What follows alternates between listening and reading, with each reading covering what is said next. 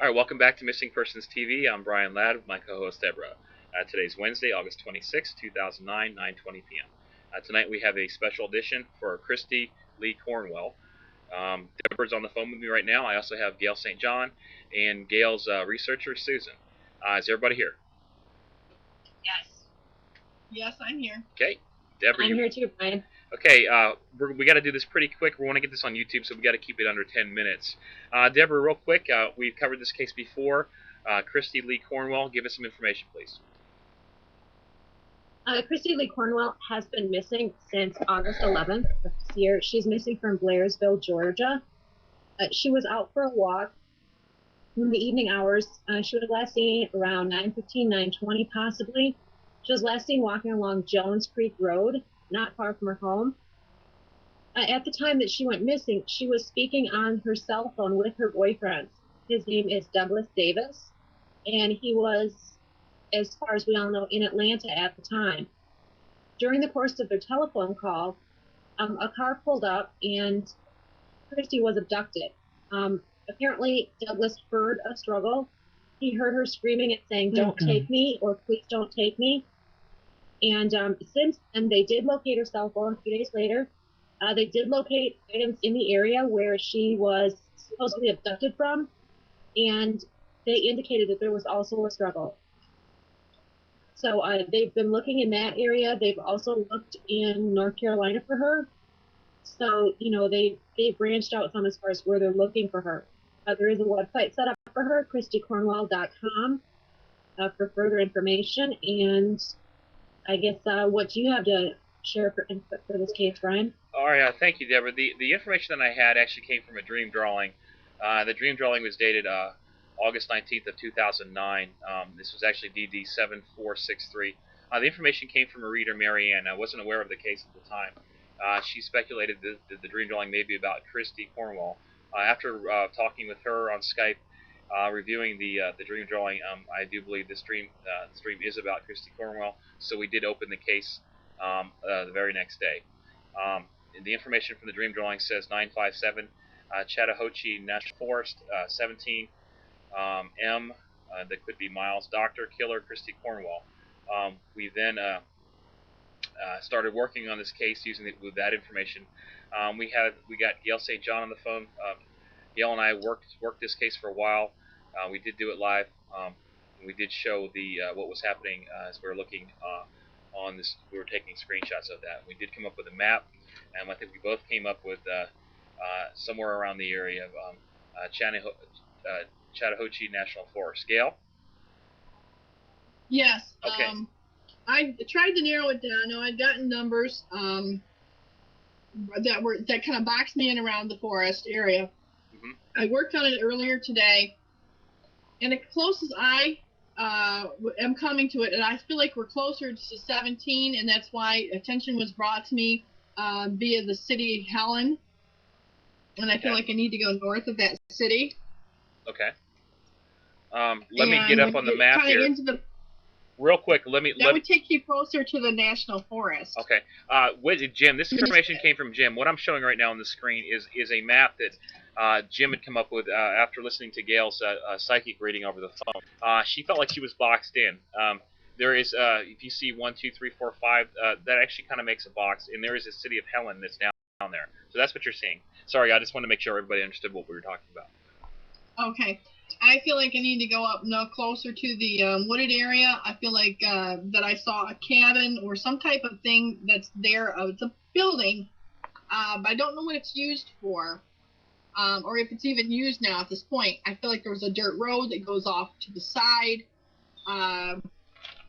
It seems to be covered with, I don't know, a lot of leaves and pine needles and different things there as you go up in there.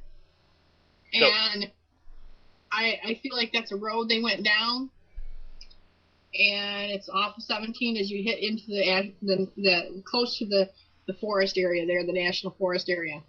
Okay. We'll work this a little bit more, and we'll try to get a more precise location. We're trying to get this down to maybe an area no larger than an acre or so, and hopefully we'll have that. I think we're pretty close right now. Well, it's pretty close for what I saw, and I do believe it's on Google Earth. There is some kind of road that shows going off the 17. Okay. Great. We'll definitely work on this after that then. Thank you, Gail. If you get anything else, let me know, please. Absolutely. Okay. This is the location right now. This is what we looked up a couple days ago, as far as the stating that her body was located in North Carolina. There's actually that location right there. At the time, we didn't think it meant anything, but the reports did say that they think, from a tip that she was there. What turns out to be, I think they were right on that one. I don't think. Well, police don't think she's there, and I don't think we never thought she was there in the first place. So getting back to our area, it is probably in the Chattahoochee National Forest, a little north of Helen. We'll get a map up of that again on the case file. Again, this is case number 802, Kristi Cornwell. I did do a redo on this one. Let me get up the original. This was the original dream drawing right here that I had done. Note down, this dream drawing was before I even knew that Kristi was missing. She was missing at the time, but I didn't know. So in that information, the information that Gail's given me, I'm pretty sure that she's probably in this location. Unfortunately, I don't think that she's alive. I say that because several markings on the dream drawing. I did a redo of this case that Deborah sent me on 8/20/09. Actually, that wasn't a redo. It says Kristi found. That was a dream drawing. I think that is about her, and I think she will be found very soon if she hasn't already been found. The redo on 8/24 basically states he's coming to move the body 130 north. GA's highest point. I still haven't looked into that yet. MD. That's the same doctor. So doctor, whatever. Deborah, there's been some speculation as far as what may happen, and there's a phone call with the boyfriend, Douglas Davis. Any information on that and what people are saying? Well, there has been quite a bit said on the net, in the blogs and the forums regarding Douglas Davis, the Reverend. Apparently, they knew each other for about 7 weeks, and a couple days before Kristi went missing is when he met her parents, and they'd only met a few times in real life, off of the internet, so to speak. Okay. Apparently, he was talking to her on a telephone from Atlanta, and I would assume that his cell phone has been pinged to make sure that, that is where he was when it happened, which is like 100 or a little over 100 miles away. People have said that, possibly this is staged, as far as, what she said, apparently, according to him, what he heard was a struggle and her saying, "Don't take me," or "Please don't take me." Right. A lot of people feel that that would be something that would be said by someone who wants to make it look like someone was taken. Mm-hmm. Because if car approached and you're walking, by yourself, I would think the natural reaction would be to scream or to say help, not say, "Please don't take me." So there's been quite a bit of things, said as far as Douglas Davis is concerned. I have to wonder, people have said, okay, if the cell phone checks out and it pings to, him being in Atlanta, then, has something been staged? Did someone else do his dirty work? Is there more to this that we don't know? Is there more to what Douglas Davis knows? I'm not by any means trying to accuse him, but statistically, when a woman goes missing, it is usually the boyfriend or the husband that did it or knows something. I agree with you. Statistically, yes. I think we talked about this before. I mean, we don't. Well, we are speculating, but it does seem a little bit, odd.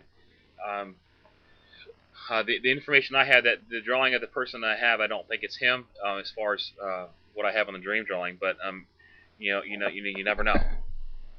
And what you're saying makes a lot of sense. Like I said, I'm by no means accusing. Another thing that people thought was odd was that after he heard what he heard, a struggle and her screaming and saying, "Please don't take me," his first phone call was not to 911 or law enforcement. It was to her mom. Okay. Now, she did live in a home with her parents, so, that could justify that. Okay. But a lot of people think that he would have called someone else first. Some have speculated that he could have been trying to set up alibi. I just don't know. Okay. So I guess what I've got to say is, if he knows something or he has guilt of something, just fess up to it. Don't drag people through. Thank you, Deborah. We got about 30 seconds left. Gail, we'll work with you after this phone call, and we'll try to get up maybe a map that somebody can go search right now. What do you think, Gail? Does this guy have anything to do with it? Real quick, 20 seconds. Okay. I'm sorry, I didn't hear you. Don't worry about it. Thank you guys for listening. We'll see you tomorrow night, 9 o'clock. Good night.